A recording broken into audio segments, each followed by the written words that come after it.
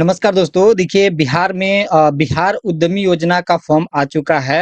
ये उद्यमी योजना के अंतर्गत जो भी युवा बिजनेस करना चाहते हैं, बिहार सरकार की तरफ से 10 लाख रुपया की सहायता दी जाती है। अब ये 10 लाख रुपया में से आपको केवल 5 लाख रुपया ही सरकार को रिटर्न करना होता है और वो भी आपको किस्ती के रूप में जो है रिटर्न करना है, एक बार आपको रिटर्न नहीं करना है। जो भी युवा इस योजना के अंतर्गत लाभ लेना चाहते हैं, वो अपना आवेदन 25 फरवरी 2026 से 15 मार्च 2026 तक जो है आवेदन कर सकते हैं। अब देखिए, आवेदन करने से पहले सबसे इम्पोर्टेंट होता है कि आपको आवेदन करने के लिए कौन-कौन से डॉक्यूमेंट देना है। इस योजना के अंतर्गत एलिजिबिलिटी क्या रखी गई है, इसका लाभ कैसे मिलेगा, डॉक्यूमेंट किस तरह से अपलोड करना है, सारी बातों को समझना काफ़ी ज़रूरी है। तो इस वीडियो में हम आपको एक-एक करके सारी बातों को समझाएँगे, तो वीडियो को आपको पूरा देखना है। देखिए दोस्तों, ये जो नोटिफ़िकेशन है, ये बिहार सरकार की तरफ से जो है जारी किया गया है, जिसमें सारी इन्फॉर्मेशन दी गई है। जैसा कि आप देख रहे हैं, ये जो नोटिफ़िकेशन है, ये 24-25 के लिए जारी किया गया था, लेकिन आपका 25-26 के लिए भी सारा अहर्ता जो है वो सेम ही रहने वाला है। तो हम लोग इसी नोटिफ़िकेशन से सारी जानकारी को एक बार देख लेंगे और फिर इस फॉर्म को जो है अप्लाई करेंगे। हालाँकि फॉर्म किस तरह से आपको अप्लाई करना है, उसके लिए पहले ही वीडियो हम आपको बना दिए हैं, तो आप उसको भी देखकर खुद से ही अपने फॉर्म को अप्लाई कर सकते हैं। अभी हम लोग एक-एक करके समझते हैं। सबसे पहले समझते हैं अहर्ता, मतलब एलिजिबिलिटी क्या है। देखिए, मुख्यमंत्री उद्यमी योजना के अंतर्गत आवेदन हेतु निम्न।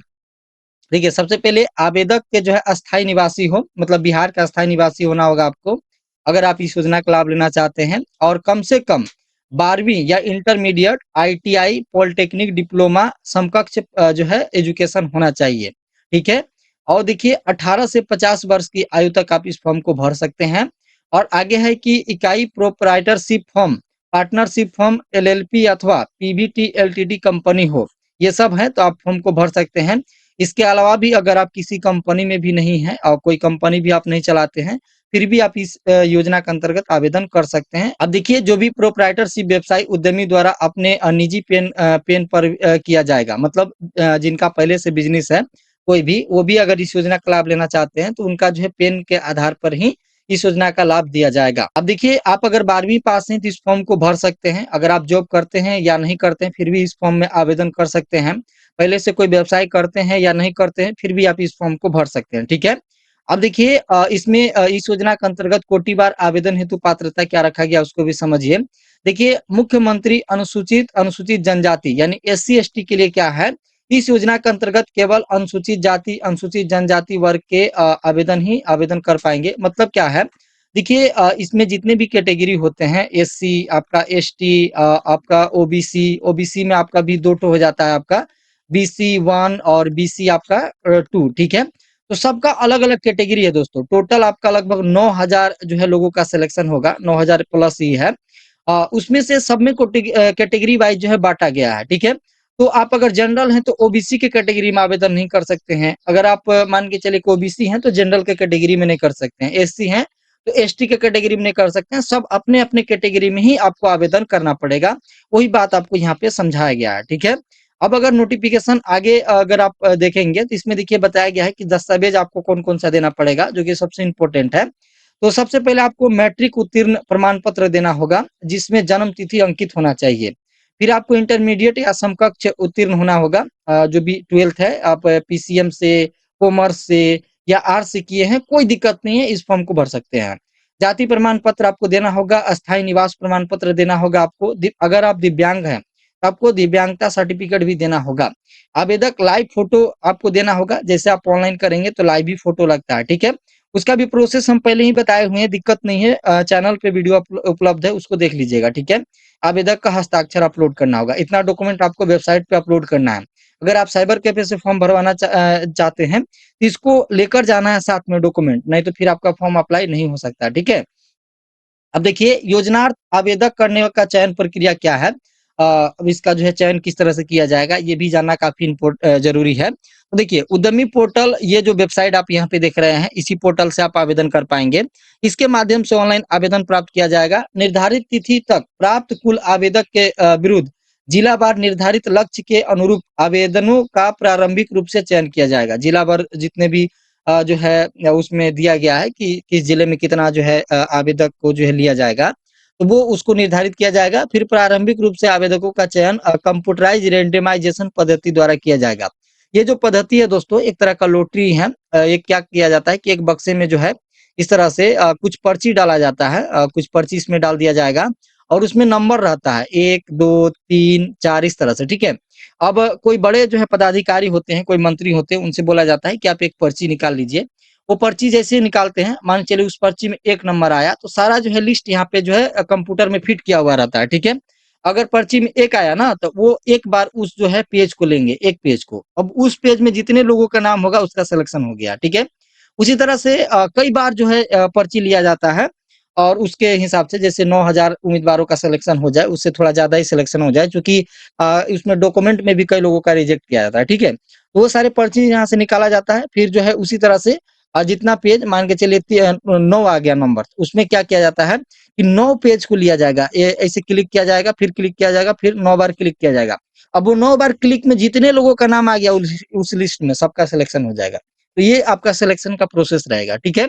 अब देखिए नीचे जो है योजनार्थ लाभ वित्तीय सहायता, सहायता कितना दिया जाएगा, यहाँ पे देखिए क्लियर लिखा गया कि 10 लाख का सहायता दिया जाएगा।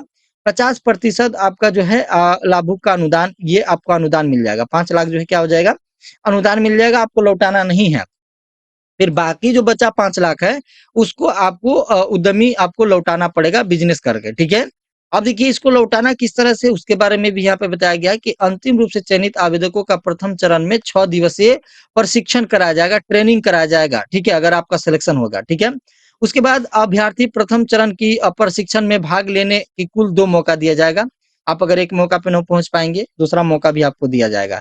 प्रशिक्षण के लिए निर्धारित तिथि एवं स्थान सूचना आवेदक को आवेदन पे दिया जाए, ईमेल आईडी पे दिया जाएगा, फोन नंबर पे दिया जाएगा, ये सब चीजें दिया जाएगा। अगर आप नहीं पहुंचते हैं तो फिर आपका रद्द कर दिया जाएगा, 2 बार आपको मौका दिया जाएगा, ठीक है। और दूसरा है कि प्रथम चरण के प्रशिक्षण उपरांत आवेदक के इकाई के नाम से चालू खाता करेंट अकाउंट में प्रथम किस्त के राशि भुगतान की जाएगी, ठीक है। पहले आपका सेविंग अकाउंट से ही अप्लाई हो जाएगा, लेकिन जैसे ही आपका सिलेक्शन होगा, ट्रेनिंग होगा, तो आपको जो है करेंट अकाउंट आपको देना पड़ेगा, ठीक है। प्रथम किस्त की राशि से परियोजना स्थल की तैयारी हेतु अधिकतम देखिए 1.5 लाख रुपए, बिजली कनेक्शन सेफ्टी किट के क्रय के लिए 25,000 रुपए, अन्य जो है मदद के लिए आपका 25,000 रुपए दिया जाएगा। कुल आपका 2 लाख यानी आपको एक बार में प्रथम किस्त में दिया जाएगा, ठीक है। फिर आपको लाभुक द्वारा परियोजना स्थल किराए पर लेने की स्थिति में, अगर आप किराए में है तो 6 माह का मासिक किराया अथवा अधिकतम रुपए 50,000 जो न्यूनतम हो अग्रिम के रूप में व्यय किया जाएगा। अगर आप किराए के मकान पे हैं तो 50,000 एक्स्ट्रा आपको दिया जाएगा किराया देने के लिए, ठीक है। लाभुक द्वारा अपने निकटतम संबंधित जो परियोजना स्थल को किराए पर लेने की स्थिति में अग्रिम 6 माह का मासिक किराया 50,000 अब भुगतान मान्य नहीं होगा, ठीक है। अब देखिए यहाँ पे क्या है, थोड़ा समझने की बात है। क्या गया है कि लाभुक द्वारा अपने निकट संबंधी माता पिता दादा दादी से जो है परिणत स्थल, मतलब अगर आपका निजी स्थल है तो ये 50,000 आपको नहीं दिया जाएगा, ये बात आपका कहा गया है, ठीक है। लाभुक को प्रथम किस्त का उपयोगिता प्रमाण पत्र राशि प्राप्त होने के 90 दिनों के अंदर उद्यमी पोर्टल पर अपलोड करना होगा कि आपने कहाँ-कहाँ खर्चा किया, उसका सर्टिफिकेट देना होगा, बिल वगैरह आपको अपलोड करना होगा, तब जाके आपका अगला किस्त जो है जाँच के उपरांत दिया जाएगा। देखिए आगे है कि महाप्रबंधक के स्तर पर उपयोगिता स्वीकृति होने के उपरांत लाभुकों का द्वितीय चरण में 6 दिवसीय जो है प्रशिक्षण कराया जाएगा। द्वितीय चरण का भी जब आपका किस्त दिया जाएगा, उसमें भी आपका ट्रेनिंग कराया जाएगा। आगे है कि द्वितीय चरण के प्रशिक्षण भाग लेने के हेतु अभ्यर्थी को कुल फिर भी 2 मौका दिया जाएगा, ईमेल, मोबाइल पे फ़ोन किया जाएगा। अगर आप नहीं जाते हैं तो फिर आपका फिर से उसमें रद्द हो सकता है। आगे कहा गया है कि द्वितीय चरण में प्रशिक्षण उपरांत आवेदक इकाई के नाम से चालू खाते करंट अकाउंट आपको फिर से वहाँ पे देना पड़ेगा। लाभुक मासिक क्रय की निर्धारित कुल लगभग राशि का अधिकतम 25% राशि का उपयोग अपनी सुविधा अनुसार मशीनरी क्रय में कर सकते हैं, ठीक है। ये बातें कही गई है। आगे है कि लाभुक द्वितीय किस्त का उपयोगिता प्रमाण पत्र राशि प्राप्त 90 दिन के अंदर उद्यमी पोर्टल पर अपलोड करना अनिवार्य होगा। जैसे ही जहाँ-जहाँ आप खर्चा किए दूसरा किस्त जब आप मिलेगा उसका भी सर्टिफिकेट आपको अपलोड करना पड़ेगा। अब देखिए लाभुक प्रथम द्वारा द्वितीय किस्त 90 जो है प्रतिशत राशि व्यय करने की स्थिति में क्षेत्रीय पदाधिकारी महाप्रबंधक जिला उद्योग केंद्र द्वारा लाभुक की अगली किस्त का अनुशंसा किया जा सकेगा, ठीक है। मतलब आप द्वितीय किस्त मिलेगा, उसका 90% आप कहाँ खर्चा किए हैं, ये सब जानकारी यहाँ के देखिए पदाधिकारी जो होते हैं क्षेत्रीय पदाधिकारी, महाप्रबंधक ये सब आएँगे, जाँच करेंगे। उसके बाद ही आपको आगे का जो है किस्त दिया जाएगा। ये बातें कही गई हैं। आगे है कि लाभुक मॉडल डीपीआरए में वर्णित मशीनरी में उन्नत उत्कृष्ट क्षमता की मशीन अपने स्तर से अतिरिक्त राशि का व्यय कर जो है क्रय कर सकते हैं। मतलब अगर मान के चलिए कि और भी ज़्यादा पैसा लगाना है, ज़्यादा आप मशीन हेवी लेना चाहते हैं, तो भी आप अपने पैसे से भी लगा सकते हैं। ये भी कहा गया है नोटिफ़िकेशन में। आगे है कि लाभुक द्वारा योजनात प्राप्त राशि व्यय के क्रम में 10,000 से अधिकतम का सभी भुगतान केवल ऑनलाइन के माध्यम माध्यम NEFT, cheque, UPI, net banking इत्यादि के माध्यम से ही मान्य होगा। तो आप 10,000 से ज़्यादा अगर कहीं पेमेंट कर रहे हैं कोई मशीन खरीदने में, कोई इक्विपमेंट खरीदने में, तो आपको वहाँ पे ऑनलाइन ही भुगतान करना होगा, ये भी क्लियर कहा गया है, ठीक है? तो ये इम्पोर्टेंट सब बातें हैं जो कि आपको समझना होगा ऑनलाइन करने से पहले, ठीक है? लाभुक द्वारा देखिए आगे है कि योजनार्थ प्राप्ति राशि के मशीनरी क्रय कर होने की वाली राशि का भुगतान अब देखिए आपूर्तिकर्ता के फ्रॉम इकाई खाता में ऑनलाइन माध्यम मतलब आपके खाते में ऑनलाइन के माध्यम से ही भेजा जाएगा, ये बातें हैं। मशीनरी क्रय जीएसटी देखिए विपत्र ही मान्य होगा। जीएसटी वाला जो है बिल आपको मान्य होगा, जो भी आप चीज़ें खरीदेंगे जहाँ से भी खरीदेंगे आपको जीएसटी वाला बिल ही लेना पड़ेगा, ठीक है? ये है। ऋण भुगतान कैसे आपको करना होगा? 5 लाख जो आपको लौटाना है, इस तरह से आप लौटाएँगे, उसके बारे में भी डिटेल यहाँ पे दिया गया है। समझिए। देखिए कहा गया है कि मुख्यमंत्री योजनार्थ प्रथम, द्वितीय, तृतीय किस्त का प्राप्त लाभुकों को एक मुश्त राशि की वसूली, रिकवरी अथवा ऋण राशि का भुगतान निम्न प्रक्रिया तहत की जाएगी। अब ये ध्यान देने वाली बात है दोस्तों। आप समझिए, योजनार्थ प्रथम, द्वितीय, तृतीय किस्त प्राप्त लाभुकों द्वारा अपना उद्यम इकाई स्थापित नहीं करने अथवा परियोजना राशि का दुरुपयोग करने पर इनके विरुद्ध कार्रवाई भी हो सकती है। ये जो है कहा गया स्पष्ट आपका नोटिफिकेशन में, ठीक है?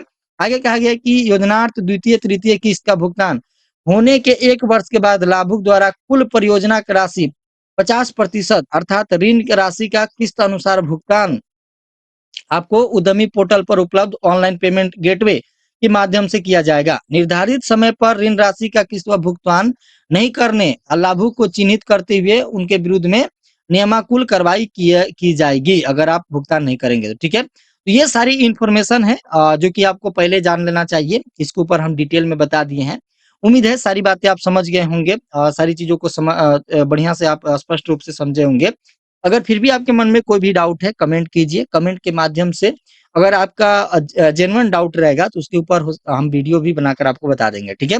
इसी तरह की इन्फॉर्मेटिव वीडियो देखने के लिए चैनल पे बने रहिए। जाते-जाते वीडियो को लाइक कीजिए, वीडियो को ज़्यादा से ज़्यादा शेयर कीजिए, वीडियो पे सपोर्ट बनाइए ताकि इसी तरह से हम आपके लिए इन्फॉर्मेटिव वीडियो लाते रहें। फिलहाल हम इतना ही रखेंगे, मिलते हैं नेक्स्ट वीडियो में, तब तक के लिए जय हिंद, जय भारत।